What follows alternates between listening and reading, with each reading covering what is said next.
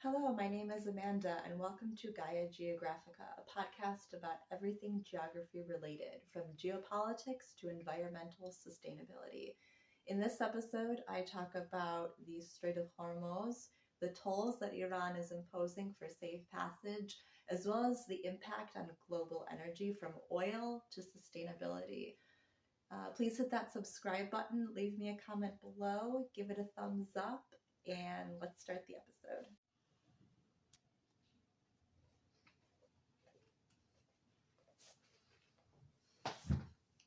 When we equate energy in the Middle East, we usually think of oil first.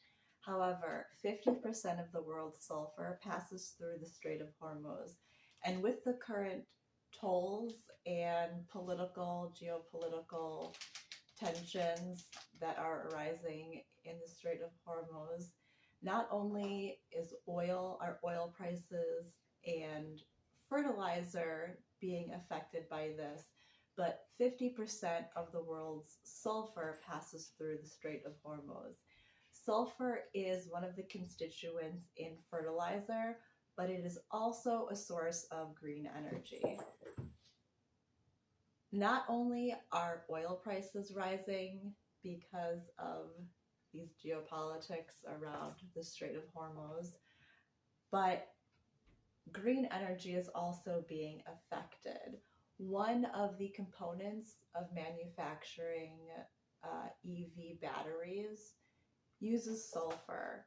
So with 50% of the world's sulfur being detoured from the Strait of Hormuz, this is impacting not only oil prices and energy production that's not green, but it's also affecting green energy production.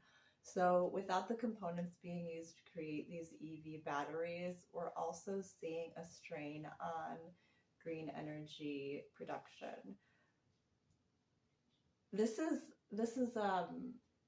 really impactful because, currently the United States relies on oil. The United States is an oil-heavy country in terms of utilization.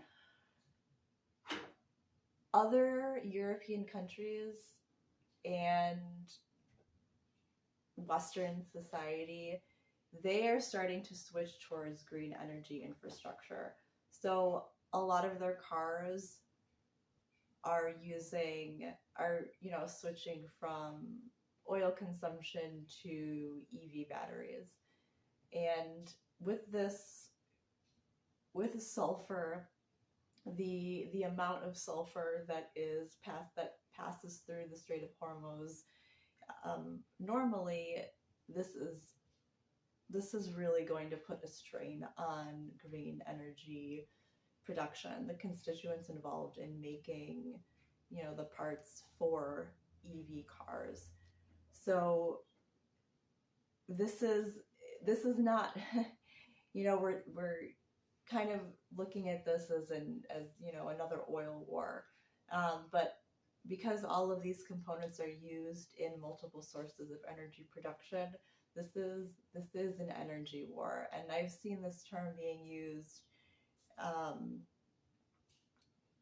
throughout different news segments recently, that this is an energy war, right? We're not referring to this as an oil war because a lot of these components are, it's oil is one, but also fertilizer for food production, but also these constituents that make up fertilizer also goes into making other avenues of energy production and consumption, green energy production and consumption. So, 50% of the world's sulfur supply is quite a hefty percentage. And while Americans haven't made that shift yet to green energy majority, there are quite a few incentives and a push towards, switching from oil combustion engines to EV batteries. so with the, and so that is that is the aspect of, you know, what is passing through and the constraints that are put upon, you know, the, not just the West, but, you know, so EV batteries, green energy in terms of for automotives is probably more of um, a Western ideal. So if you go into a lot of, um, you know, third world countries, second world, well, so China is considered a second world country, I believe, still technically. So they are doing a huge push towards green energy, towards EV cars. So that is going to be, that won't, okay, so yes, it would impact them, but not as much because of the relationship between Iran and China. So Iran is currently allowing China to pass, Chinese ships to pass through the Strait of Hormuz. And they're enacting tolls. So the toll constituent is that you have to pay to play. And the really interesting thing about this, and where I think that is what I think is going to trip them up, or could be part of, you know, the bigger picture of what ends up, you know, kind of tripping them up in this push towards, you know, putting this chokehold on the Strait of Hormuz, is not only, so the toll, you know, enacting tolls is one thing. I mean, you know, everyone, not everyone, but I mean, in America, you know, we pay tolls just to use the highway. And so it's not, you know, totally out of the blue, this idea of, you know, enacting a toll. However, the interesting thing about how they're doing this is that they are only allowing the use of Iranian currency. So I believe they have to pay in reals to pass. What does that mean? That means that you actively have to do the currency conversion. You have to, you know, do a currency exchange and obtain Iranian currency. That to me is a really interesting and emboldened piece of this. The U.S. dollar has been the global currency. So by only accepting the Iranian real in order to pass through, is going to, in one aspect, and I think the idea behind this is that it is going to create, give more weight to Iranian currency, right? So if a lot of countries are doing a currency exchange, right, and trading either their country's currency or the US dollar for the real, it is going to put more weight on Iranian currency. However, what I see as being a downfall, or, you know, kind of what's going to not allow this to be a sustainable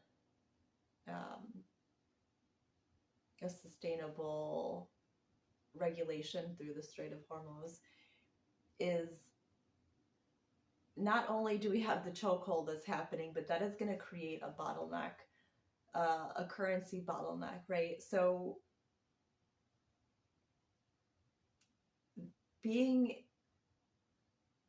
finding an avenue to exchange currency, you know, to convert your currency from whatever you're using, either the US dollar or whatever your country's currency is, and exchanging that into the Iranian real is not going to work. It's going to create a bottleneck through these facets, through these avenues that are exchanging currency. And I don't think that they can keep up with it. And that is where I believe where it's going to fall apart, is because they will not be able to keep up with the exchanging of all of these various currencies. And not only that, so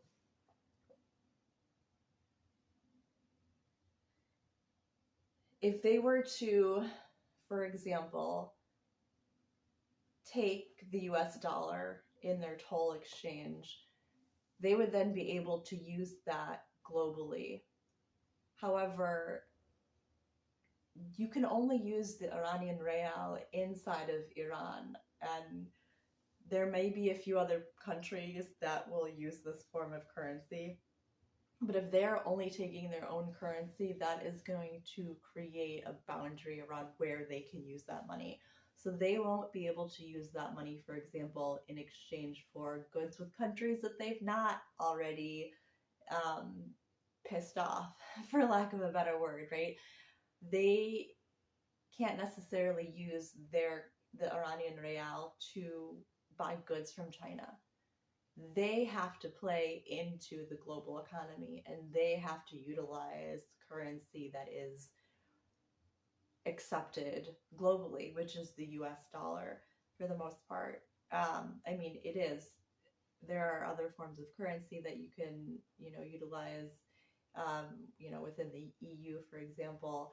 However, by only accepting the Iranian real for passage through the Strait of Hormuz, it's not going to be beneficial for the country, right? They are not going to all of a sudden overnight become this global player in the economy, because of the tensions with the US and Israel, who are the largest players. The US is by far the largest player in the global economy, and then Israel is sort of like the little sister, the little brother of the United States. So by being at odds geopolitically with these two countries, they're not just going to explode overnight, for lack of a better word, and be this huge player in the global economy just because they're putting constituents on what type of currency they're accepting for the tolls that they are now enacting. It's not going to work well for them, because people will not accept the real outside of the country, and other US allies would be able to then say, no, we are not going to accept this currency. Like, if you want to keep this, circulate this, it's going to end up being like monopoly money in the global economy. So I think that is going to be a major downfall in enacting tolls with these constituents for passage through the strait. So not only is green energy being affected, but I believe that the constituents that are placed on the tolls that they're collecting through the Strait of Hormuz is going to be the downfall of this for the Islamic Republic ultimately. I'm really curious to hear what your thoughts are on this. Do you think that it is going to be that big of a deal that Iran is only accepting their country's currency for safe passage through the strait, or is it maybe not that big of a deal? And the impact on energy consumption globally and energy prices. So not only is this affecting oil consumption, but this is going to ultimately impact EV batteries, which is mainly going into cars, but is used to, the process is used to create green energy, beyond automotives. So I'd really love to hear what you think about this. Thank you so much for watching, and I'll talk to you later.